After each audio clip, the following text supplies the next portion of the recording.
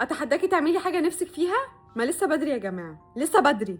يلا. الفترة اللي فاتت كانت من أصعب فترات حياتي، حسيت بجد إن دي علامة. العيد جه بقى وكل سنة وأنتوا طيبين، وأنا صراحة ما بحبش زحمة العيد. قررت بقى قرار غريب جدا، أنا أسافر مكان بعيد، وعشان أسافر المكان البعيد ده كان لازم أعدي على الإمارات، وجالي الإنذار ده يا جماعة. فضلت مثلا 40 دقيقة متعلقة فوق في الهواء، بس الحمد لله لحقت الطيارة التانية. ليه بقى المالديف؟ صدقوني انا ذات نفسي مش عارفه ايه اللي وداني هناك، بس حسيت ان هي بلد جديده وفي نفس الوقت بلد هاديه. بس بجد بجد الطياره تعبتني قوي، قعدت 9 ساعات 9 ساعات بتنقل من طيارة للتانية. ومعلش مين قال المالديف بس للهانيمون؟ لا خالص على فكره. انا حاسه المفروض اصلا المالديف دي للناس اللي هي عايزه تروق كده، وللناس اللي عايزه تفصل يعني. اصل هي بجد جزيره صغنونه قوي ما فيهاش اي حاجه تتعمل، بس اكشلي في حاجات كتير قوي عملتها هناك. بجد عايزه اقول لكم وانا فوق في الطياره عماله بتفرج على الجزر، بجد سبحان الله بجد شكلها تحفه يعني. الميه صافيه جدا وبجد لا شكلها حلو قوي. بعد اخيرا المرمطه دي وصلت المطار، ومن المطار بركب زي سفينه بتوديني على الجزيره اللي انا رايحاها. استنوا بقى بارت 2 علشان اخدكم معايا في الجزيره اللي انا رحتها. وما تنسوش تعملوا فولو عشان احنا لسه مكملين تحديات وعايزين نوصل ل7 مليون.